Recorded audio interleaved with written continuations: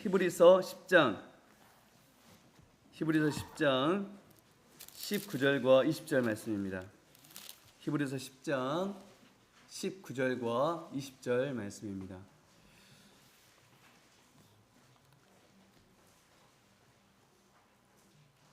저희 한 목소리로 함께 읽겠습니다. 시작. 그러므로 형제들아, 우리가 예수의 피를 힘입어 성소에 들어갈 담력을 얻었나니 그 길은 우리를 위하여 휘장 가운데로 열어놓으신 새로운 살 길이요 휘장은 곧 그의 육체니라. 아멘. 목사님께서 새로운 살 길이라는 주제로 말씀 선포해 주시겠습니다.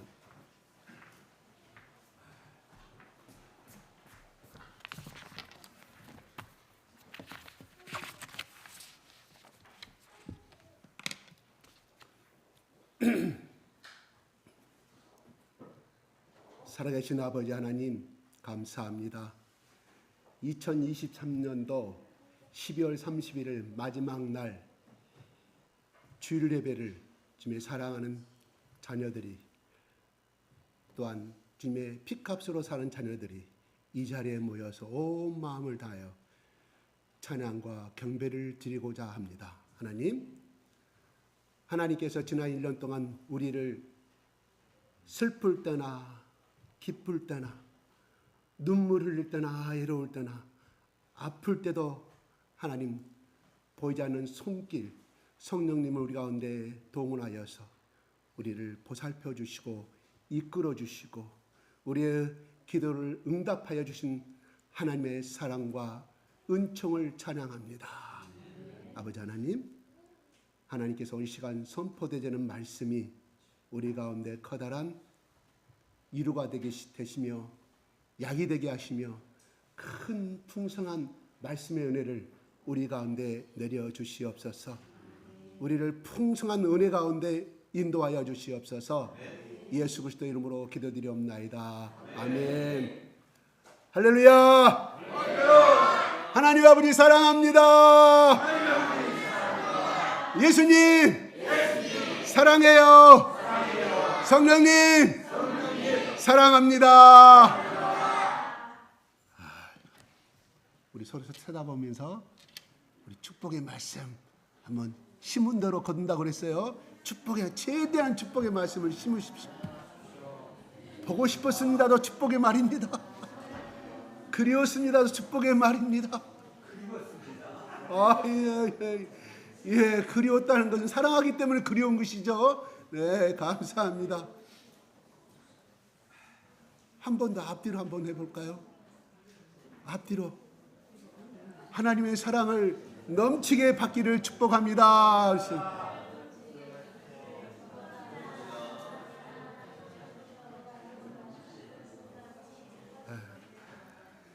1년 전보다는 그래도 많이 익숙해졌어요. 아직 우리 한국 사람들 이것들이 습관이 안 됐기 때문에 이런 말들이 좀 어색할 줄로 압니다. 네, 오늘 히브리서 10장 19절 말씀 한번 19절 한번 올려주실래요?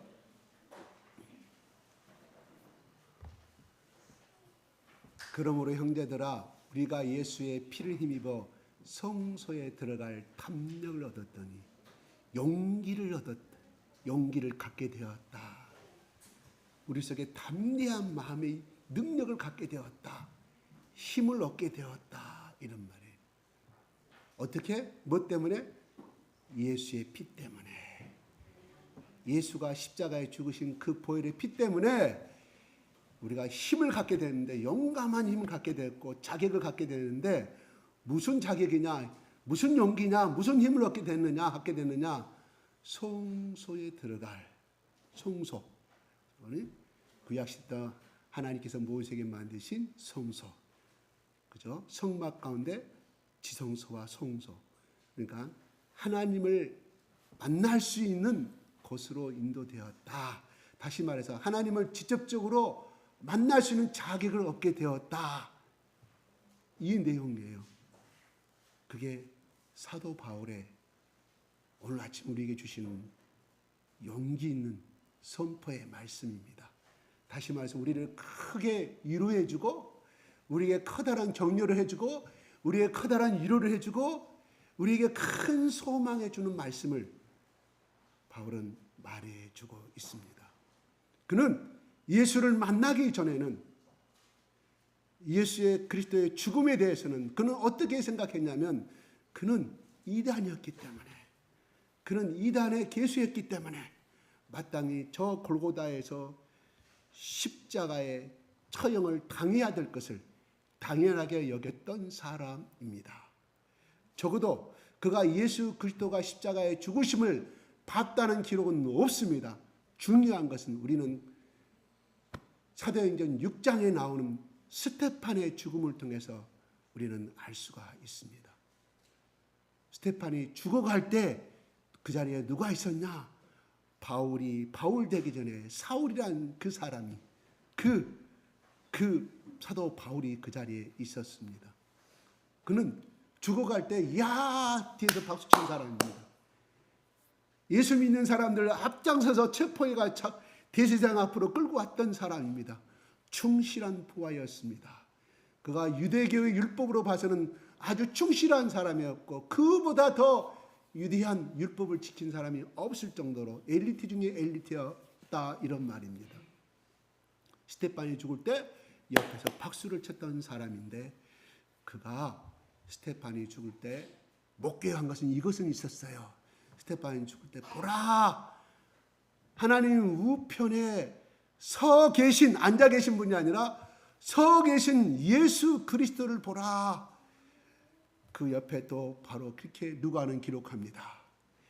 성령이 충만하여 스테판이 말씀하여 예치되 가라사대 보라 하늘 위를 바라보면서 죽어가는 그 순간에도 죽어가는 그 순간은 무슨 순간입니까?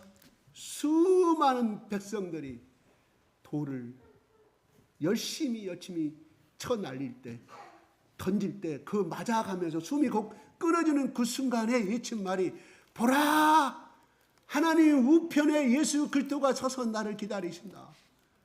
성령이 충만하여 가로되 그랬습니다. 그게 정확하게 누가는 그 장면을 보았기 때문에 정확하게 기록하고 있습니다. 만약에 스테판이 성령이 충만하지 아니하였다고 하면 자기는 그냥 물론 그렇게 믿음이 충만한 사람이었기 때문에 나는 먼저 가노라고 하고 그런 그 하나님의 성소를 바라보면서 죽어갔겠죠.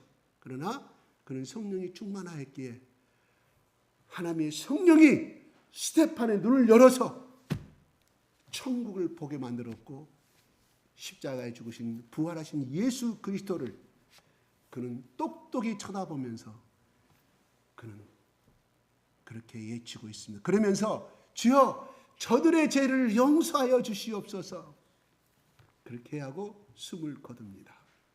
이게 스테판의 마지막 모습을 사도행전에 기록해 놓고 있습니다. 참으로 장엄한 죽음입니다.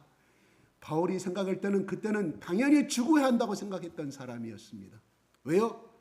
하나님 이외에 다른 신은 있을 수가 없다. 인간 목수가 인간이 어떻게 하나님의 아들이라고 그러고 자기가 천지를 창조했다고 말하냐? 그들의 머리로는 도저히 생각할 수 없는 것이었기 때문에 그는 그러한 행위를 범하고 말았다 이겁니다. 그러면서 20절은 이렇게 말합니다. 그 길은 시작.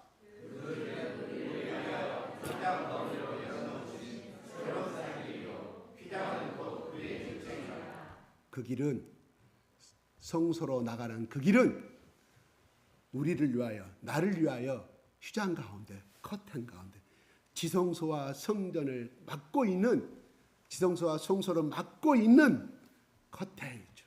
그렇죠? 이 커튼은 제가 말하죠. 소 12마리가 양쪽에서 끄집어 당겨야만이 찢어질 수 있는 가죽이 아니라 천으로 수많은 실로 만든 커튼이었다 이런 말이에요. 우리 휘장이 안 보이네, 커튼이 안 보이네요. 막아져 있던 상황이에요. 왜요? 그것은 죄로 인해서 하나님께 나갈 수가 없기 때문에 지성소에 가면 다 죽음을 당했어요. 그래서 하나님이 모세를 통하여 휘장으로 덮었다 이런 말이에요. 그래서 우리가 여러분 주일학교에서 배운 것처럼 1년에 한 번씩 대제사장이 소를 잡아서 속죄를 시키 피를 흘리게 한 다음에 그 항소가 피를 흘리고 난 다음에 죄가 없음을 인치심을 받고 그 커튼을 열고 들어갈 수가 있었습니다. 그런데 예수님께서 십자가에 죽으실 때 위에서 아래로 그 휘장이 쫙 찢어지고 갈라짐을 보고 로마의 이방인 사람, 로마의 군대 장교가 그걸 보고 그는 참으로 의인이었다 이런 말은 하나님의 아들이었음을 고백하고 있습니다. 그래요? 믿음은요 무엇일까요? 여러분 진짜로 내 죄가 용서됨을 믿습니까? 죽은 다음에 천국 가실 것을 믿습니까? 믿어요? 아멘이 나와야 된다 아멘 안 나온다는 것은 흔들리고 있다. 확신이 없다는 거예요. 왜요? 찬양할 때는 확신이 있는 것 같아. 기도가 열심히 부를 때는 나 천국 간다 자신감이 있는 것 같아. 곧잘 흔들어져 버립니다. 희미해져 버립니다. 방금 여러분 죽은 다음에 천국 가실 것을 믿습니까? 당연히 나와야 되죠. 그 말이 안 나오는 이유가 무엇일까요? 여러분의 믿음이 약해서 있을까요? 깨어있지 않기 때문에 그랬을까요? 여러분의 말씀이 부족해서 그랬을까요? 아니옵시다. 물론 다 해당되는 말이지만 우리의 관심사는 그것이 아니거든요. 어젯밤까지도 부부가 머리를 맞대고 우리 아들 내일 모레 중학생이 되고 우리 딸 내일 모레 대학생이 되고 우리 딸 나이가 차면 시집번을 참비더만 또 노후에 어떻게 됐죠? 여보 적금 이 달에 얼마 들어갔어? 우리 보험 언제까지 끝나지? 솔직히 말해 이것이 우리 관심사 아닌가요? 그렇다고 해서 믿음이 없습니까? 어쩔 수 없는 우리의 한계입니다. 아멘? 그렇잖아요. 왜? 우선 눈에 보이는 것이 그거니까. 만약에 우리 보이는 것이 눈에 이 천국이 바로 이 앞에 와 있어요. 이 앞에 와 있다고 하면 눈에 보이니까 그것만 어떻게 천국 들어가려고 열심히 머리 들이매고 온 24시간 관심사가 거기에 있겠죠. 근데 우리의 죽은 다음에 천국은 먼 속에 있다고 생각합니다. 먼 속에 있다. 우리 어머니 94세인데 만날 때마다 왜 하나님이 나를 안 데려갔는지 모르겠다. 매일매일 하루하루 삶이 너무 힘들다. 왜? 변비 때문에. 5일에 한 번씩 화장실 가. 그러니까 날마다 변비약을 먹는 이 자체가 너무 힘든 거예요. 생리현상이 너무 힘드니까 빨리 천국 가고 싶은 거예요. 도피처라고 제가 그랬잖아요. 그는 피난처가 아니고 안식처를 찾는 것이 아니라 현실의 삶이 너무 괴로우니까 정말 천국을 소망하고 정말 하나님을 사랑하고 정말 예수님을 사랑해서 나 천국 빨리 가고 싶다는 고백이 아니에요. 그런데 중요한 것은요. 예수 그리스도의 사랑과 보혈의 피의 십자가를 증거하면 같이 손잡고 기도하면 울어요. 아멘 아멘 아멘 하고 그래요. 우리의 믿음은 완벽할 수는 없습니다. 얼마나 노아처럼 동행하다가 엘리야처럼 성령과 동행하다가 어느 날 죽음도 맛보자고 하나님께서 쑥 불수레로 올려버리면 얼마나 좋겠습니까? 우리가 에녹처럼 살 수만 있다면 노아처럼 살 수만 있다면 엘리야처럼 살 수만 있다면 얼마나 좋겠어요. 그럼 또 우리 반문할 수 있습니다. 엘리야는 선지자였기 때문에 그 길만 했기 때문에 그 길을 갈 수 있었던 거 아니냐. 나는 생업에 종사해야 되고 내일 가시면 또 출근하면 일요일 날 다 끝나고 그러면 일요일 날 또 출근해야 먹고 살기 바쁜데 엘리야는 엘리야고 나는 나다고 우리를 또 변명할 수 있습니다. 변명이 아니라 그것이 맞습니다. 그렇지만 하나님은 우리에게 완벽한 것을 요구하는 것이 아니라 그래요. 우리의 마음속에 비록 내가 오늘 이 일을 하다가 예수 그리스도를 잊어버리고 하나님의 은혜를 잊어버리지만 우리 속에는 성령께서 저 방금 오늘 읽은 말씀 거기는 우리를 위하여 휘장과 너를 전 새로운 살기로 휘장은 그의 육체니라. 이 휘장은 뭘까요? 바로 예수 그리스도의 몸을 상징하는 거예요. 그래서 그의 찔림은 우리의 허물을 인함이라. 성경은 그렇게 기록하고 우리의 죄악을 인함이라. 예수 그리스도가 십자가에 십자가에서 창에 찔리시고 못에 박으시고 처참한 피를 흘려가며 죽어 가신 것은 바로 하나님과 나와의 죄로 인해서 갈라진 막혀 있는 것을 예수 그리스도의 친히 제물로 되심으로 말미암아 친히 희생의 제물로 되심으로 말미암아 그 휘장이 찢어졌다 이런 말입니다. 누가? 예수 그리스도가 죽으심으로 말미암아. 그래서 하나님께서 그 찢어짐을 통하여서 표적으로 나타나셨다 이런 말입니다. 그래서 이렇게 성경은 신명기 6장 4절부터 9절에 이렇게 말해주고 있습니다. 아니요, 출애굽기 12장 1절부터 13절까지 더 잘라서 출애굽기 12장 7절부터 13절에 말씀하지 않아요. 야 모세야, 내 말을 잘 들어. 오늘 밤에 저 바로 왕이 내가 9가지 재앙을 내렸는데도 내 말을 듣지 않니 내가 어쩔 마지막 수단을 내가 할 테니 모세야 너희 백성들에게 전하라. 어떤 말씀인가요? 바로 염소나 양 1년 된 수컷을 잡아서 그것을 죽인 다음에 피를 너희의 문설주의 임방에 바르라고 성경은 기록해 놓고 있습니다. 문설주는 뭘까요? 그래, 양쪽에 문 달린 문이 있잖아요. 문 기둥을 이야기합니다. 그 다음에 임방은 뭘까요? 바로 위턱과 아래턱. 우리 어릴 때 이게 문지방 밟으면 막 야단먹이 독단을 그러잖아요. 그래서 왜 그랬는가는 잘 모르겠어요. 아무튼 그것이 성스러운 것인지 잘 모르겠어요. 아무튼 이유야. 그러니까 사각형을 향해 전부 다 예수 그리스도의 보혈을 피를 밟으라고 말합니다. 제가 잠깐 그 그림 한번 좀 올려주십시오. 예, 아니 그것 말고 이렇게 상징하는 겁니다. 이 아래 다 바르는 거예요. 동서남북을 좌우 이렇게 다 바르는 거예요. 자, 그래서 그 중요한 건 그 기록에 12장에 너희가 먹을 양을 잡아서 그랬습니다. 먹을 양을 잡아서 먹을 염소를 잡아서 피를 흘려라. 그 다음에 어떻게 피를 다 저렇게 바른 다음에 그 다음에 너희들은 허리띠를 띠고 그 다음에 급히 빠르게 그 고기를 먹으라. 삶지 말고. 삶는 것은 누구 방식이었냐? 애굽의 방식이었습니다. 그렇게 하지 말고 너희들 지금까지 구워서 먹는 것이 아니라 삶아서 얼마나 맛있니? 돼지고기 보쌈 얼마나 맛있습니까? 이스라엘에서는 이스라엘 백성들이 거기서 적어도 지금 바로 출애굽하기 전 이야기예요. 바로 오늘 점심 때까지 적어도 어제 것까지 너희들 고기를 그렇게 삶아 먹었지.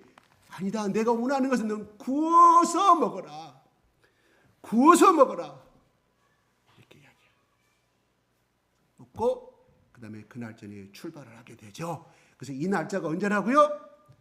바로 보름이었다. 그 연도까지 잘 나왔다 그랬죠. 보름달이었기 때문에 그들이 밤중에 2박 3일간 계속해서 보름달 하루만 되는 거 아니잖아요.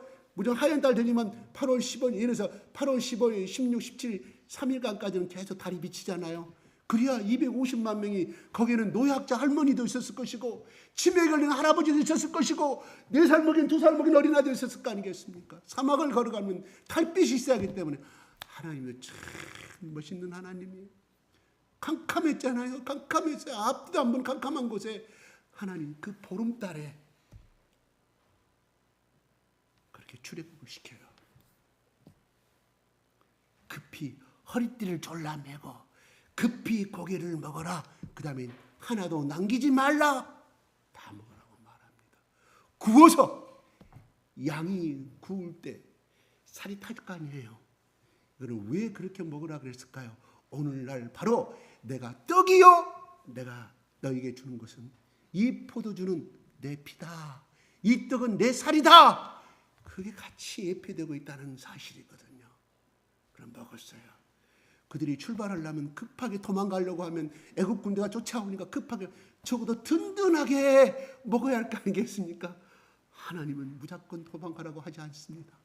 하나님은 현명하신 아버지와 어머니 자식들을 충분히 배부르고 급하게 달려가야만이 급하게 달려가면 배고프지 않을까 봐 그렇게 먹으라고 했습니다. 신약에서는 예수 그리스도의 몸을 상징하고 있다 이런 말입니다. 그래요. 이것이 여호와의 유월절이라. 먹으리니 이것이 여호와의 유월절이라. 그래서 여기서 보게 되면 쉽게 지팡이 잡고 급히 먹으라. 이것이 여호와의 유월절이라. 손에 지팡이 잡고 발에 신을 신고. 그러니까 뭐예요? 안전무장한 상태에서 고기를 식사를 시키는 거예요. 그 다음에 12절 할까요? 시작. 내가 그 밤에 애굽 땅에 두루다니며 사람이나 짐승을 방문하고 애굽 땅에 있는 모든 저렴한 것을 다 치고 애굽의 모든 신을 내가 흉살하리라. 나는 여호와. 네, 짐승이나 사람이나 첫 새끼, 첫 장자, 큰 아들 다 죽이겠다. 하나님께서 말씀합니다. 이 말씀대로 하나님이 보내신 천사들이 다닐 때 문설주와 임방의 피 바른 것은 넘어가고 그 피 바르지 아니한 모든 가족들은 죽음을 당하게 됩니다. 그래요. 그 다음날 증거가 무엇이었습니까? 이거를 바른 집안은 하나도 죽음을 당하지 아니하고 이거를 바르지 않은 애굽의 가정들만 울음이 떠나지 아니하였다고 말씀해 보십니다. 이것이 너희의 증거다고 하나님이 말씀합니다. 그래요. 아마 저는 이렇게 한번 생각을 해봤어요. 한번 상상을 해봤어요. 여러분, 만약 그날 그 저녁이란 뭘까요? 적어도 해 지는 시간 6시까지부터 시작이 되는 거거든요. 적어도 그들은 저녁 전에 이 고기를 잡고 먹어야 했었습니다. 그리고 피를 발라야 했었습니다. 이렇게 해서 아버지 잠자기 전에 아들이 옆집은 다 피를 바르고 집안 다 발랐는데 우리는 발랐습니까? 야, 세상에 어떻게 그런 신이 있느냐? 바른다고 양의 피를 바른다고 짐승의 피를 바른다고 살고 안 바른다고 사는 너 걱정할 그럴 필요 없다. 다 하나님 우리를 택하신 백성이니까 나 이스라엘 백성 걱정하지 말 차거라. 이런 집안이 있었을까요? 없었을까요? 혼자 내 생각해 본 거예요. 그냥 상상의 신화를 해보는 거예요. 만약에 여러분들이 모세가 나타나고 여러분이 그 현장에서 그러한 이스라엘 백성들 탈출하는 250만 명 가운데서 모세가 야 그렇게 하라고 했을 때 여러분 속에 어떤 마음이 들었을까요? 개 중에 몇 명은 그런 생각이 들었을 거라 이런 말이에요. 또 하나는 이렇게 말합니다. 다른 가정은 아버지 옆집에 내 친구 집 갔더니 피를 다 바르고 고기도 맛있게 먹고 있는데 우리 피를 발랐습니까? 아들아 걱정하지 마라. 혹시나 천사가 이 피를 밤중에 보지 못할까 봐 동서남북 사각형에 듬뿍 칠해서 안심하고 자라. 이스라엘 백성들은 성경에 기록합니다. 성경에 기록하지 않은 장면이 나옵니다. 뭘까요? 그들은 그렇게 될까 말까 조바심 나서 기다렸고 어떤 현상이 나타날까 밤새 잠 안 자고 기다렸더라. 성경에 그렇게 기록되어 있지 아니합니다. 무슨 말일까요? 믿었다는 말이에요. 개중에는 이것을 믿지 아니하는 가정은 죽음을 당했을 줄로 알지만 성경은 한 명도 이스라엘 백성들이 피를 바른 이스라엘 가정 중에 죽음이 있었다고 기록하지 아니합니다. 그래요. 여기에 나오는 두 번째 집안의 장남의 아들의 말처럼 아들아 안심하고 자라. 이게 신앙은 믿음입니다. 맡김입니다. 피를 칠했으니 오늘 밤에 천사가 우리를 보호하실 것이다. 맡기고 자거라 이런 말이에요. 믿음은 맡긴다는 것이에요. 어떤 일화가 있습니다.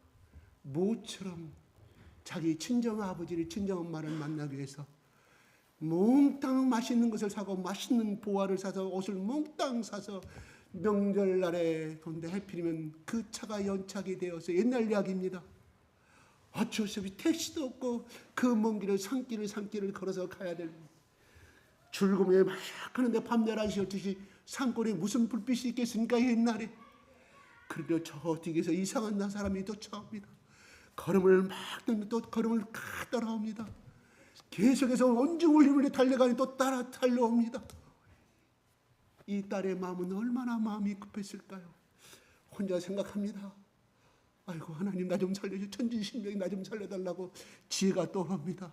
갑자기 돌아서서 아저씨 내 짐이 무거우니 이 짐 좀 물러주면 안 되겠습니까? 그랬더니 그 뒤따라오던 개상한 사람 아저씨가 그거를 들어주더래요. 집까지 다 왔습니다. 고맙습니다 아저씨. 그래서 선물을 주었습니다. 받지 아니합니다. 사실은 당신 속에 돈주머니가 있다는 것을 제가 알고 돈이 욕심나서 그걸 내가 탈취하려고 당신들을 따라왔는데 당신이 나를 믿어주고 나에게 모든 짐을 나에게 맡겨주사 제가 감동을 받아서 도둑질을 하지 못하게 되었습니다 하는 이런 고백이 있었다 이런 말이에요. 다시 말해 자기를 믿어줬다 이런 말이에요. 그래서 감동하자 그 마음이 바꿔졌다. 어떤 자매의 고백입니다. 그래요. 신앙은 맡김입니다. 신앙은 맡겨드리는 거예요. 신앙은 그냥 던져버리는 거예요. 그래서 예수님이 그랬지 않습니까? 수고하고 무거운 짐진 자라 다 내게로 오라. 내가 너희를 편히 쉬게 하리라. 뭔 말이에요? 고통을 없애준다는 말이 아니에요. 네 고통을 그냥 덜어주겠다 이러면 같이 짐을 져주겠다 이런 말이에요. 여러분 던진다고 해서 고난이 없어집니까? 던진다고 해서 예수님께 맡긴다 여러분의 가정 문제가 해결되었습니까? 아니 되옵시다. 맡기고 나가는 것과 내가 나 혼자 그거를 해결하려고 하는 느낌이 다릅니다. 헤쳐나가는 문제가 다릅니다. 우리가 어떤 법적인 문제가 발생하고 회사의 법적인 문제가 내 가정의 부동산의 법적인 문제가 발생하면 누구를 찾아갑니까? 법을 잘하는 변호사나 법을 잘하는 또 어떤 다른 사람 찾아 도움을 청하는 것처럼 우리 인생의 문제는 끊임없이 죽을 때까지 문제가 생기지 않는 집안이 없습니다. 바다가 만약에 파도가 없다고 하면 파도가 왜 생깁니까? 왜 생겨요? 우리가 알잖아요. 과학적으로 달의 인력에 의해서 밀물과 썰물이 생기는 것이 압니다. 왜 하나님이 달의 힘을 통해서 우리에게 달의 인력을 미치게 만들었을까요? 파도가 없습니다. 밀물과 썰물이 좀 바다가 썩은답니다. 바닷속에 미생물 이런 것들 플랑크톤이 자랄 수가 없다 합니다. 지구가 항폐화된다고 합니다. 하나님 필요하기 때문에 가장 가까운 거리에 달을 두어서 달의 인력을 받게끔 되었다 이런 말입니다. 내 말이 아닙니다. 과학자들이 하는 말입니다. 제가 얼마나 머리가 좋아서 제가 어떻게 연구했겠습니까? 필요합니다. 오늘날 밀물과 썰물이 있어야만이 바다의 모든 생물들이 살아갈 수 있는 것처럼 우리의 신앙도 마찬가지올시다. 우리에게도 날마다 평강을 주더라. 평화만 준다면 얼마나 좋겠습니까? 직장에 다니시는 분 계획서 내면 그 계획서 낸다고 얼마나 많이 고생하다가 그거를 제출하면 달마다 체크합니다. 네가 올해 계획서에 1월 달에 이런 계획서를 냈는데 실적 평가를 합니다. 네 계획은 얼마 흑자를 내고 얼마나 어떻게 냈다는 흑자 기록이 있는데 실적 보고를 하실 때는 실적을 냈을 때는 문제없이 발표하지만 계획대로 됩니까? 그 다음 달 또 마찬가지 그걸 대결당해서 얼마나 많은 계획서. 여러분들 삶이 지난 12개월 동안 이러한 삶인 줄 압니다. 제가 회사의 비유를 말씀드렸지만 우리의 가정도 하나의 회사과 같은 조직적인 제가 조직기구나 똑같은 거 아니겠습니까? 큰아들 문제 기도했더니 해결돼서 너무 감사해. 그런데도 시집간 둘째 딸이 또 아빠 엄마 저는 고난의 연속입니다. 연속이에요. 그러나 중요한 것은 예수님이 그래서 수고하고 무거운 짐진 자들아 뭔 말이에요? 내가 너희 짐을 안다. 너희 수고를 안다. 그래 나에게 오라. 내가 어떻게 해주겠다? 나는 여호와고 나는 예수고 너희 아버지고 너희 친구니 너희 구세주인 내가 이거를 건져내 주겠다. 아무리 하나님이 전능하다 했지만 자기 노력은 들어가야 됩니다. 어머니 아버지가 우리를 사랑하는 것은 알아요. 그러나 자식들이 학교 다니면 자기 숙제는 자기가 해야 할 거 아닙니까? 부모가 대신 시험 봐주면 걸립니다. 업무 방해죄로 쇠고랑 찹니다. 보셨잖아요? 근데 미국에서는 그것이 죄가 아니래요. 미국 교수가 답변을 보내왔는데 근데 어쨌든 간에 내가 아들을 아무리 사랑하고 딸을 아무리 사랑하지만 그 아이가 해야 할 일이 있다 이런 말이에요. 마찬가지로 하나님은 우리를 사랑하시지만 우리가 해야 할 일이 있다 이런 말입니다. 그래서 말씀합니다. 신명기 6장 말씀 올려주십시오. 시작. 이스라엘아 들으라. 우리 하나님 여호와는 오직 유일한 여호와이시니 너는 마음을 다하고 뜻을 다하고 힘을 다하여 내 하나님 여호와를 사랑하라.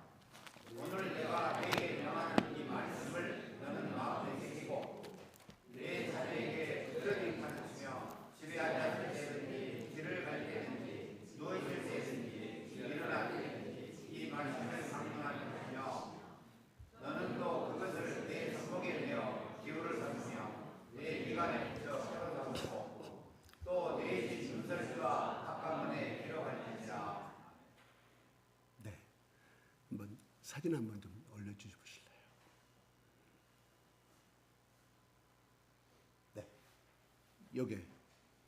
요게 하나님의 말씀을 넣어둔 양피지 기록에서 넣어둔 함이에요. 오늘날 이스라엘에서 쓰고 있습니다. 오늘날 이스라엘 사람들이 적어도 유대인들의 정통 극보수의 사람들이 이렇게 자기 문방에다 이렇게 하나님 말씀을 써서 다 집어넣는 거예요. 그러면서 들어갈 때나 나갈 때, 네, 저 말씀 속에 들어있는 복이 내게 임하도록. 그리고 저 말씀 속에 나는 지키겠다 이런 말이에요. 주 너희 하나님을 사랑하라. 오늘 방금 읽었던 쉐마 이스라엘아 들으라. 쉐마 말씀을 이야기하고 들으라는 말씀이에요. 그래서 저 말씀을 적어도 바로 신명기 6장 4절부터 9절 방금 읽었죠. 그 다음에 11장 13절 21절 이 말씀이 요 속에 들어있어요. 오늘날 2000년이 흘렀지만 2500년이 흘렀지만 이걸 3500년이 흘렀지만 지금도 이스라엘 백성들이 이렇게 하고 있다 이런 말이에요. 저 말씀대로 나에게 이루어지며 이 말씀대로 행동하며 하나님 이 말씀대로 나에게 복을 주시옵소서. 또 살짝 넘겨보세요. 예, 같은 약간의 변형된 겁니다. 또 오늘날은 이렇게 스테인레스에다 넣어가지고 저기 말씀을 종이가 은색에서 발달됐잖아요. 여기다 물에다가 딱 들어가는 문에다 나는 말씀대로 살겠다. 하나님의 말씀 안에 살겠다. 하나님이 시키지 아니한 건 나는 안 하겠다. 하나님의 뜻대로 살겠다는 말씀 고백이에요.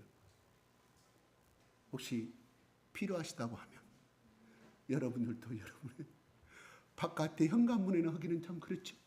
방 안에다가 여러분 자녀들 공부방 입구에다가 이걸 붙여주십시오. 안 붙인 것보다 나을 겁니다. 그건 알아서 하십시오. 그런데 바로 이거 중요한 것은 하나님은 우리에게 이것을 요구하죠. 왜? 사랑하기 때문에 너에게 복을 주기를 원한 참 조건이 있다. 이걸 지켜라. 어떻게? 다시 한번 6장 신명기 11장 다시 한번 올려요. 11장 13절 21절 제가 물어볼 거 좀 더 시험 볼 거예요. 시작. 내가 오늘 너희에게 명하는 내 명령을 너희가 만일 순종하고 너희 하나님 여호와를 사랑하여 마음을 다하고 뜻을 다하여 섬기면 여호와께서 너희 땅에 기름이 늦은 일을 적당한 때 내리시니 너희가 복식과 의조와 기름을 얻을 것이요 또 잠수를 위하여 물에 불이 나게 하시니 내가 먹고 배부를 것이다.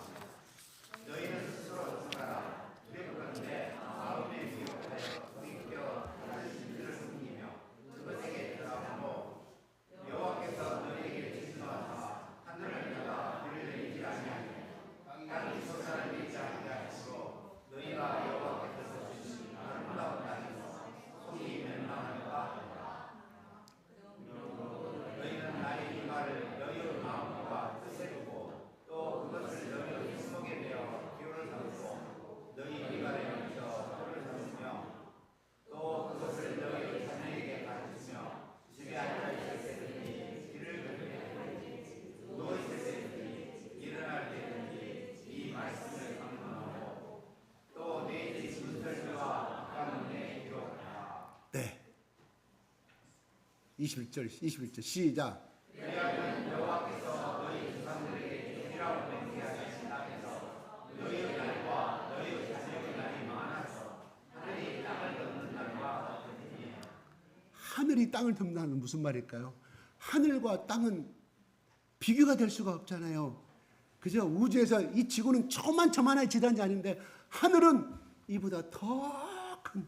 그래서 하늘이 땅을 덮는 날까지 많다고 설명합니다. 그러면 20절 다시 한번 올려보세요. 19절. 네. 너희의 자녀에게 가르치다는 건 우리가 티칭이에요. 그죠? 예, 한 선생님 학교에서 가르치잖아요. 이 가르치는 이 히브리 언어의 원뜻은 칼과 같이 딱 뾰족한 것을 찌른다는 뜻이에요. 이 의미가. 오늘 성경 공부합시다. 여러분 뜻이죠. 아멘. 2절 넘어가겠다는 것이 아니라 이 가르친다는 언어의 의미가 창같이 뾰족한 것을 갖다가 찌른다 이 말. 누구에게? 자녀의 가슴 속에 찌르는 것이 이것이 가르침이에요. 여러분 이해하셨어요? 이 말은 무슨 뜻이냐면 말씀을 가르친다는 것은 그 말씀을 듣는 자의 전 인격이 하나님화 되어 간다는 거예요. 하나님 편에서 변화되어 가는 것을 이야기하는 거예요. 그게 하나님이 이스라엘 백성의 가르치심의 의미를 정의를 말씀해 주고 있다 이런 말입니다. 그러면 우리가 이 말씀대로 누구에게? 자녀에게 그랬어요. 오늘 저녁에 가가지고 자녀 앉혀놓고 너 이리 와봐라. 너 왜 하나님 말씀대로 못 살아? 오늘 뭐라 그랬지? 주 너희 하나님을 너희 몸처럼 사랑하라고 하지. 너 사랑을 어떻게 하겠어? 이런 뜻이 아니고 누가 먼저 그러려면 아버지가 부모가 먼저 본을 보이면 자녀들은 따라온다. 왜요?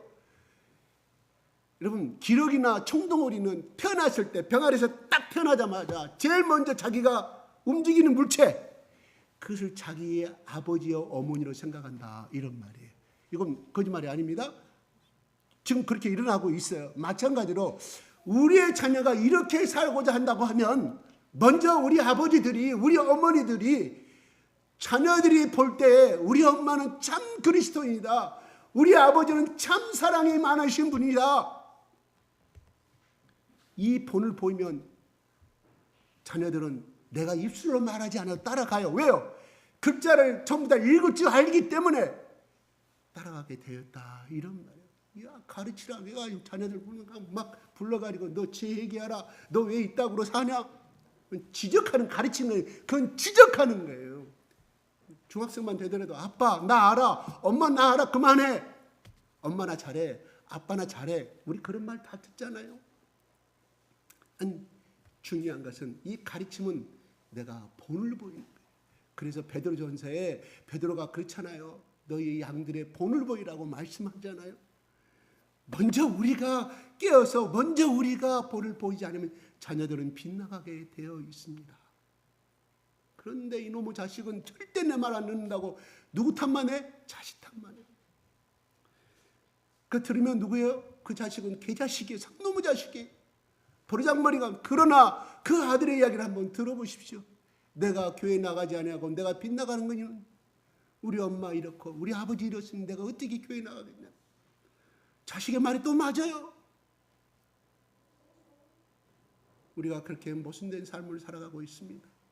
그러나 어쨌든 간에 중요한 것은 자녀들을 우리 어릴 때부터 3살적 버릇은 80대까지 간다는 것이 나는 우리 조상들은 어쩌면 그렇게 심리학을 어린 날부터 그렇게 자라났는지 몰라요. 네? 상담학을 어쩌면 그렇게 어린 날부터 잘 알았는지 모르겠어요. 그건 맞는 말. 우리 내각이 그렇다면 내각이 본대로 들은 대로 행하게 되어 있다 이런 것이에요. 다 밝혀지고 있지 않습니까? 제가 15년 전 제가 기억합니다. 서울대 의대 쪽에서 그가 아마 예방학 교수인지 어떤 교수인지 기억나지 않습니다. 연구를 해서 자기 연구원들하고 MRI 찍어가면서 그런데요. 어느 중추 내역을 감당하는 내가 전도석에 있어요. 어느 말을 담당하는. 근데 영어를 말할 때 제가 정확히 기억합니다. 영어를 말할 때, 중국어를 말할 때, 그 다음에 일본어를 말할 때, 한국어를 말할 때 제살 MRI에서 활성화되는 부분, 그러니까 영어를 말할 때는 같은 언어체의 중추 내역이 있는데 어느 부분이 이 뇌가 활성화되는가? 활성화된다는 건 피가 몰린다는 뜻이에요. 뇌를 사용하고 있기 때문에 달라진 것은요. 중국어를 말할 때가 제일 피해 범위가 높더라는 거예요. 뇌 활성화가. 그거는 왜 그런지 모르죠. 그거는 제가 정확하게 기억나거든요. 그거 연구 논문을 발표를 했어요. 무슨 말일까요? 무슨 말일까요? 우리 속에, 나는 그 언어학자를 말하려고 하는 것이 아니라 우리가 내 속에서 내가 게으르고 내가 죄를 즐거워하고 그러한 못된 행위를 할 때 활성화되는 부분이 있을 거 아니에요. 그러면 그 신경은 발달될 수밖에 없잖아요. 그래서 안 돼. 그 언제까지 80세까지 가는 거예요. 왜요? 자기가 어릴 때 자기 아버지를 그렇게 봤기 때문에. 예를 들어서 술 먹고 노름하고 그 장면을 똑똑히 본서 그 길을 가게 된다는 사실이에요. 안 가고 싶어도. 청동오리가 막 태어나자마자 태어나면 자기 어미, 그 사람을, 사람일 경우 키우는 사람, 그 사람이 자기 어미인 줄 졸졸졸 따라다녀요. 나왔잖아요. 여러분 보시잖아요. 그런 거 미디어를 통해서. 중요한 거. 그래서 자녀들에게 하나님이 그 말씀을 들려주라. 들려준다는 것은 무엇일까? 내가 깨어있다는 뜻이에요. 내가 게으르고 교회 나가지도 아니하고 내 마음대로 사는데 성경 어릴 때 성경 어린이한테 가르쳐주는 마음이 생길까요? 이건 내가 깨어있는 상태에서 자녀들에게 그러한 모범을 보여달라는 뜻입니다. 이건 아주 중요합니다. 그 사람의 가정이, 그 아버지가 왜 그렇게 행동할 수밖에 없었는가? 그 가정의 내력을 파고 들어가면 그 사람의 할아버지가 그 사람의 초상에 그 행동을 했다, 이런 내 말이 아닙니다. 신약자들 연구 논문에 나오는 말입니다. 이거 무서운 결과입니다. 그래서 나를 미워하는 자는 뭐 하나님 내가 저주를 4대까지 준다고 하나님 무슨 악을 싣는 사람입니까? 아니옵시다. 하나님 말씀대로 살지 아니한 사람들에게 그렇게 자기가 내가 내 인생의 주인이고 내가 내 인생의 마음대로 하고 무슨 하나님이 있고 자기 인생대로 사는 사람들의 그 막대먹는 행동이 결국은 2살, 3살 먹은 그 어린아이가 사춘기 때 그 어린 먹고 자라서 나는 내가 크면 절대로 내 아버지 같은 인생이 되지 않겠다. 나는 내가 크면 내 어머니 같은 인생이 되지 않겠다고 하지만 어느 날 그걸 닮아가지 않습니다. 무서운 말입니다. 맞습니다. 오늘 예수님께서 오늘 하나님께 그럽니다. 복을 준다. 하늘의 날처럼 네 지구에 뭔 말이에요? 수많은 날에 수십 배의 축복을 주겠다 이런 말이에요. 그런데 우리는 먼저 행하는 거 행하지 아니하고 복 받을 것만 생각을 해요. 여러분 신약에는 여러분 구약에는 물질적인 축복관이 있다면 신약에서 예수님이나 사도 바울의 12제자들이 야 주 예수를 믿으면 너희 집이 부자가 되고 물꼬리 생기고 너희 창고가 가득 차리라 신약에 한마디로 기록된 거 있습니까? 아니옵시다. 신약의 구약에 이런 물질로 심어놓은 것은 왜? 이스라엘 백성들이 그것을 봐야 되기 때문에 따라온다는 사실이 1차원적인 삶이 신약에 와서는 그런 게 전혀 없어요. 어떻게 하면 영혼을 구원할 것이며 너희는 온 민족을 삼아 제자 삼아서 복음을 증거하고 제자 삼은 것에만 다 모든 초점이 그렇게 되어 있습니다. 적어도 구약을 기준으로 보면은 예수 그리스도와 예수 그리스도의 12제자와 모든 제자들은 이단입니다. 그런 것이 하나도 없어요. 왜요? 그런 물질감과 축복론을 제시한 이유가 바로 주 하나님을 사랑하고 주 예수 그리스도를 사랑하고 이 저주를 청산한 예수 그리스도를 믿고 가면 나머지 것은 그대로 이룬다 이런. 그런데 우리는 1차원적인 복 달라고 하나님 오늘 말씀 그래요? 그 기도하세요. 좋았습니다. 오늘 방금 읽은 거 복 달라고 기도하세요. 하나님이 말씀 지키면 준다고 그랬지 않습니까? 그런데 시기가 있어요. 오늘 잠시 오면서 들은 극동방에서 어떤 목사님이 그럽니다. 그 시기가 언제입니까? 하나님이 종말의 시기가 아버지만 아신다는 그 뜻은요. 종말만 말한 것이 아니라 내가 이 고난이 언제 끝납니까? 우리 가정에 이런 문제가 있어요. 내 딸의 문제, 내 아들의 문제, 우리 시아버지 때부터 우리 친정아버지 내려온 이 저주가 언제 끝납니까? 제발 좀 끝내주십시오. 이 유전병 저주도 끊어주시오. 내 대해서 언제 끝납니까? 하나님 말씀은 그때와 시기는 모른다. 누가? 하나님만이 아신다. 이런 말이에요. 무슨 말이에요? 인내와 기도가 필요하다는 것이에요. 어떤 신령한 것도 내 기도와 노력이 따르지 아니하면 절대 얻을 수가 없습니다. 이건 하나님의 자연의 법칙이요 우리에게 주신 계시의 말씀. 여러분, 내가 어떤 분이 그렇게 말합니다. 내가 한국 땅에 태어난 건 그 사람은 통계학을 공부한 사람이에요. 적어도 나름대로 많은 공부를 하신 분이네. 내가 한국 땅에 태어난 건, 내가 오늘 태어난 건 아니지 않느냐. 그게 50%라 얘기합니다. 그리고 내가 방금 당신이 말한 대로 내 IQ가 140이 넘어요. 그 사람 고백입니다. 그게 25%, 그럼 75%죠. 그 다음에 내가 이 집안에 유복한 집안의 아들로 태어났어요. 그게 15%, 10%. 나머지 15%는 뭐냐 이거예요. 다시 말씀드려서 나는 태어난 유전자도 나빠. 유전자도 나빠. 집안도 가난해. 이건 내가 정한 거 아니잖아요. 내가 할 수 없는 거잖아요. 숙명이잖아요. 내가 선택한 거 아니잖아요.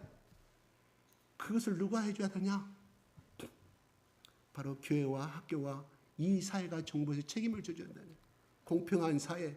잘나면 잘난 대로 돈을 더 많이 벌고 좋은 대학 들어가서 좋은 연봉 받고, 그래서 그것이 스위스나 저기 유럽에서는, 선진 유럽에서는 세금을 50%씩 걷어버리잖아요. 50%씩. 왜요?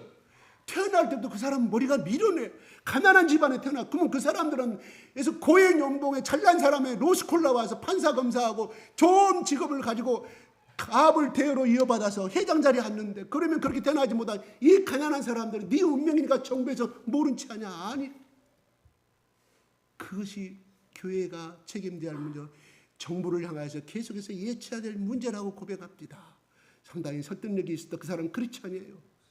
그래서 어떻게 하면 자기 소명을, 하나님께 주신 소명은 이 공부를 하여서 어떻게 하면 보다 더 가난하고 보다 사회에 어쩔 수 없이 태어난 것이 열등한 가정, 가난한 가정을 어떻게 해야 평등하게 살아줘야 할 것인가. 그것은 정부에서 어느 정도 시책과 정책을 하면 보다 더 균등한 사회, 가난한 사람은 가난하게 태어났기 때문에 미련하게 태어났건 계속해서 대대로 공부할 기회를 잃어버릴 것인가. 누가 줘야 된다. 공평한 기회를 줘야 된다. 그래서 이 연봉이 높은 사람은 50%께, 거기는 스위스 같은 웬만한 지방사람은 1억씩 법지다. 스위스요? 1억씩 벌어요. 대학 나와서 조금만 쳐나면 1억씩 벌어. 근데 세금을 50% 빼가면 결국 5천만 원밖에 안 되지 않습니까? 그러면 5천만 원 누구냐? 대학을 못 나오고 공부 못해서, 예를 들어서 가정이 가난해서, 그러면 태어날 때 유전자는 잘못 태어나서 그렇게 돌릴 수 없는 불구의 사람들. 그러면 너는 그냥 저주받은 인생을 가둬둬 볼 것인가? 아니다. 같은 복지 국가론을 이야기합니다. 시간이 좀 갑습니다. 제가 말씀을 맺겠습니다. 오늘 여기에 나오는 말씀은 곧 하나님이십니다. 말씀은 곧 예수 그리스도십니다. 예수 그리스도가 왜 십자가에 죽어야 되냐면 이 저주 내려오는 아담과 이브부터 내려오는 이 저주와 이 고통을 끊어버리기 위해서 예수께서 이 땅에 태어나셨습니다. 그래서 갈라디아서 2장 20절은 이렇게 말합니다. 한번 올려주시겠습니까? 시작. 내가 그리스도와 함께 십자가에 못 박혔나니 그런즉 이제는 내가 사는 것이 아니요 오직 내 안에 그리스도께서 사시느니라. 이제 내가 육체 가운데 사시는 것은 나를 사랑하사 나를 위하여 자기 자신을 여기신 하나님의 아들 믿는 믿음 안에서 사는. 바울은 갈라디아 교인들에게 담대하게 외칩니다. 내가 그리스도와 함께 십자가 이미 나는 죽어버렸다. 그러므로 내가 지금 살고 있는 인생은 내 인생이 아니라 바로 그리스도께서 내 몸을 빌려서 나는 그의 껍데기에 지나지, 나는 종에 지나지 않는다고 고백합니다. 그러므로 내 안에 그리스도가 사심으로 말미암아 바로 나를 사랑하사 나를 위하여 자기를 버리신 하나님을 믿는 믿음 안에서 나는 사신 것이라고 고백합니다. 그렇습니다. 이 땅에 우리가 소망이 무엇입니까? 이 땅의 소망이 전체가 아니에요. 이거는 그냥 중간 기착지예요. 그냥 중간에 잠시 살다가 잠시 떠나는 세상. 우리가 마지막 기착지는 어디입니까? 천국입니다. 하나님과 고통이 없는 예수 그리스도가 영원히 사는 세상, 눈물 없는 세상, 열등감 없는 세상, 비교 없는 세상, 내가 못났다고, 내가 좀 남들보다 못생겼다고, 내가 남들보다 가난하다고 못 배웠다고 차별되는 세상이 아니라 그때는 똑같이 행복하게 나눔의 세상, 똑같이 예수 그리스도의 죽음이 없는 희락의 세상을 바울은 고대했다, 이런 말입니다. 그러므로 바울은 내가 자랑할 것은 십자가 이에는 자랑할 것이 없다. 나는 가말리엘 문화에서 내 스승은 가말리엘 사람이다. 가말리라는 그 수지대왕 성 가운데 태어난 나는 배움을 받았고 나는 엘리트다. 나는 집안의 가문도 베냐민 지파에서도 위대한 집안의 라피의 가정에 이런 가정으로 태어난 다 필요가 없더라. 예수를 알고 보니 예수 십자가 이는 내가 알기를 원하지 아니한다. 내가 십자가 나된 것은 예수 그리스도 은혜며 십자가 이는 내가 자랑할 것이 하나도 없다고 고백하였습니다. 이 말은 무슨 말일까? 여러 가지 물론 뜻도 있겠지만 예수 십자가 안에 들어오는 모두 피를 바르고 피를 덮음을 받은 사람은 하나님 앞에 똑같은 하나님의 자녀이다. 정귀한 자녀이다. 보배로운 자녀이다. 그러므로 우리는 내가 힘들 때마다 그래요. 현재는 내가 해결되지 아니하지만 내 안에 예수 그리스도가 사심을 끊임없이 고백해야 할 줄로 합니다. 그래서 여러분들 아침에 다 살 줄로 믿습니까? 정갈 줄로 믿습니까? 대답하지 못하는 그것은 간심사가 예수가 아니기 때문에. 그러면 어떻게 해야 되겠습니까? 끊임없이 간심사. 그래서 예수님이 하나님이 말씀하신 신명기에 길을 걸어가도 말씀, 누워 잠을 자도 말씀, 끊임없이 네가 들밭에서 일할 때도 하나님의 말씀. 그래야만이 너희들이 가나안 땅에 들어가서 풍족하게 살 때 나를 잊어버리지 아니하고 우상수를 따라가지 아니하고 가나안 땅의 그 풍습을 따라가지 아니하고 세상을 따라가지 아니할 줄을 알기 때문에 그것만이 말씀을 암송하는 것만이. 근데 그 중요한 것은 우리는 성령께서 우리 안에 내주하시기 때문에 조금만 우리 속에 계시는 성령님 이럴 때는 내가 어떻게 합니까? 성령님 오늘 일도 너무너무 힘들어요. 저 사람이 나를 갈굼을 하고 저 사람이 자꾸 계획선을 하고 나를 아무리 힘들게 하는 사람 같은데 성령님 이럴 때는 어떻게 하십니까?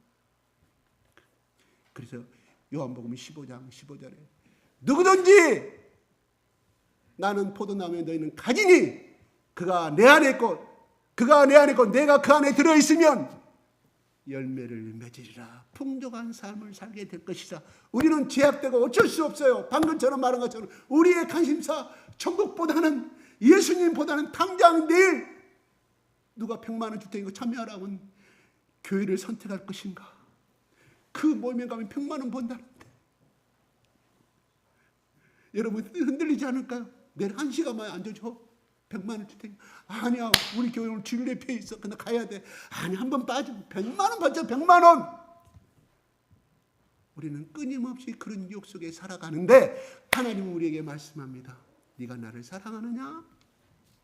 사랑한다는 것은 여러분 희생이 달라요. 여러분 부부간에 여러분 처음 결혼했던 좋은 것만 결혼해서 이제 신혼생활만 사람 빼고 처음에 잔뜩만 보고 이 사람하고 내 인생을 맡길 수 있겠다 이 남자면 그래서 결혼했는데 여러분 만족은 어떻습니까? 아니잖아요. 때로는 후회하기도 하고 때로는 절망하기도 하고 내가 눈이 좀 뭐가 콩깍지가 끼었지. 그래요. 우리의 신앙도 때로는 그렇게 됩니다.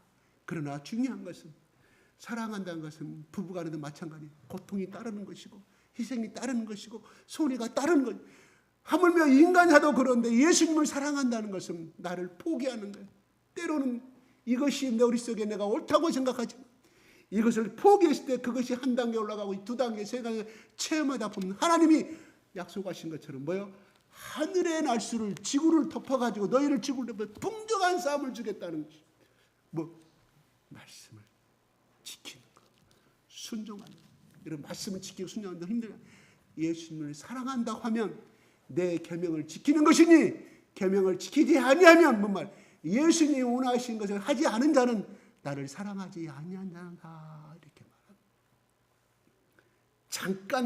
잠깐 한두 번 정도 이렇게 하면 괜찮지 않나? 우리 남편도 괜찮은데 아니옵시다. 그 말은 계명을 지키지 아니한다는 무엇을 의미할까요? 잠시 애도를 한다 이런 말이에요. 여러분 내가 학대해서 갑니까? 여러분 오늘날의 세상에도 애도하면 부부는 끝입니다. 구약시대 지금도 유대교는 죽음이 사형이에요. 돌려 죽임을 당해요. 왜요? 하나님 왜 그 금형을 주셨을까? 하나님 지금까지 20년 동안 너희 아내가 너희 남편이 잘해왔더니 아니냐? 얼굴도 다 바치고 네 가족들 얼마나 사랑했느냐? 한 번만 눈 감아주라 하나님이 말씀하지 않아요. 바울을 통해서 이혼하라고 말합니다. 그 다음에 돌려 죽이라고 구약은 말했습니다. 무슨 말일까요? 하나님 이외의 다른 말을 듣는 것은 애도하는 것이나 똑같다 이란 말이에요. 이거 엄청난 말입니다. 2023년도 우리가 그렇게 살아올지 못했다 할지라도 그래도 하나님 자랑할 것이 없지만 하나님 10가지 중에서 9가지는 다 잘못, 그래도 이거 한 가지는 제가 잘했잖아요. 하나님께 감사의 제목을 찾기 바랍니다. 9가지 못했다 하나님이 그 하나까지 또 봐줄 수 있어요. 왜요? 우리가 그런 줄 알기 때문에. 그런 줄 알기 때문에 영원한 제사를 드릴 때마다 저 집안은 가만히 갑부예요. 재벌 집안이에요. 그런데 죄를 짓던 왜 양들을 수백 마리를 갖고 있기 때문에 오늘 또 죄를 보고 또 양을 또 바쳐. 그 다음날 또 양을 바쳐. 그런 사람 많이 있었겠지요. 그렇기 때문에 하나님은 말합니다. 영원한 단번의 속죄의 제사, 단 한 번에 된 속죄의 제사 앞에 나오라. 누구 앞에? 예수님 앞에. 바울은 우리가 성자였지만 적어도 하나님과 자기 자신의, 예수님과 자기 자신은 수없이 용서받을 수 없는 죄가 드러남으로 말미암아 내가 죄인 중에 괴수라고 고백하였습니다. 무슨 말일까요? 무슨 말일까요? 하나님, 내가 이렇게 순종을 하고 태형을 5번 맞았고 그 다음에 태형이 무슨 말? 째찌게 맞은 5번, 39번 고박이, 39 고박이 5번 때려보면 5, 9, 40, 5, 3, 15, 195번이 맞습니까? 그때는 가죽이 있었습니다. 그 가죽에는 끝이 뼈가 있었어요. 때릴 때마다 째찌게 넘어 찢어지는 그 고통을 누가? 예수님은 한 번 당했어요. 바울은 5번 당했다니까요. 그런 가운데 예수님의 십자가를 붙들고 그래도 그는 내가 죄인 중에 괴수로다. 십자가 은혜가 아니면 나는 죽을 수밖에 없다. 그러면서도 복음을 죽으라고 전했지만 그런 속에는 항상 드러나는 건 죄악이었다. 자기 본심, 자기 이기심, 자기의 욕심, 끊임없이 자기의 교만. 그렇기 때문에 십자가에 다가가면 다가갈수록 그런 예수님의 은혜를 크게 받을 수밖에 없었다. 이런 말이옵니다. 혹시나 여러분 내가 의인이라고 생각될 때 그래요. 예수님 앞에 의인은 맞습니다.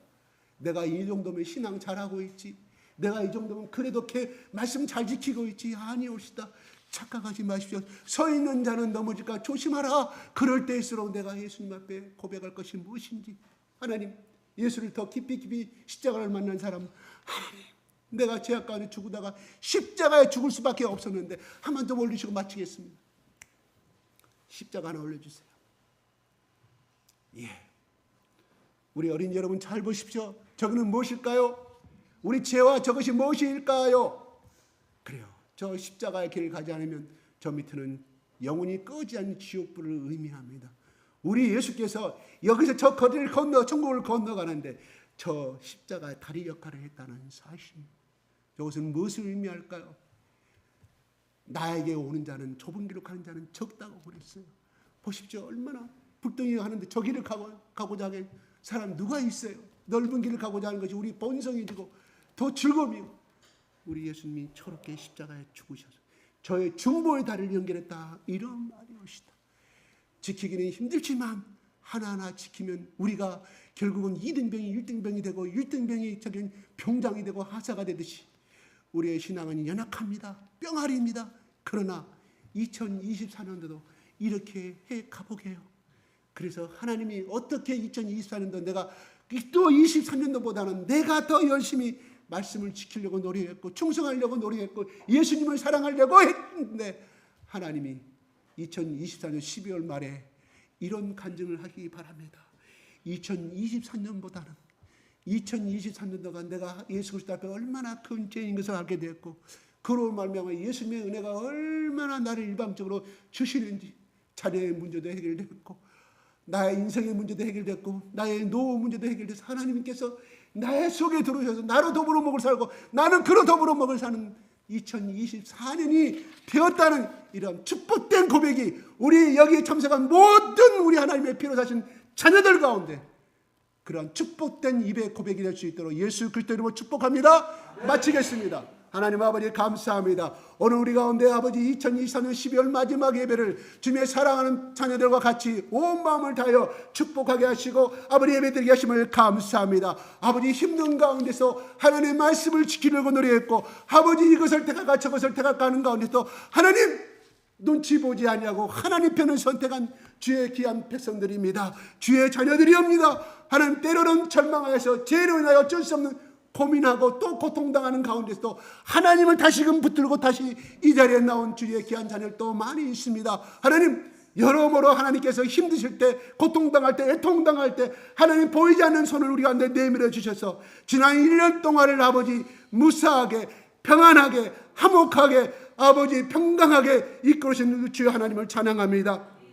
우리 주 예수 그리스도가 나의 모든 죄주를 짊어지시고 나의 모든 질병을 짊어지시고 나의 모든 고통을 짊어지시고 십자가에서 2000년에 이미 해결하신 것을 믿습니다. 아버지 하나님 나의 모든 짐을 주님께 맡깁니다. 나의 모든 것을 주님께 맡기옵니다. 하나님 그것을 해결하신 지혜와 능력을 주시옵소서. 감사와 찬양을 돌려드리며 우리 주 예수 그리스도 이름으로 기도드리옵나이다. 아멘.